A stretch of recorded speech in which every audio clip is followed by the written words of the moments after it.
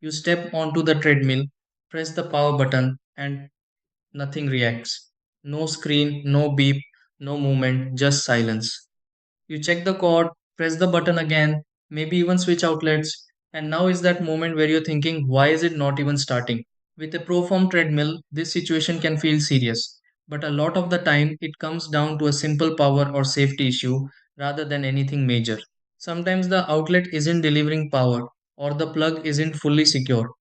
Other times the safety key isn't properly inserted, which completely prevents the treadmill from turning on. And yeah, power surges or sudden shutdowns can also cause the system to stop responding until it's reset.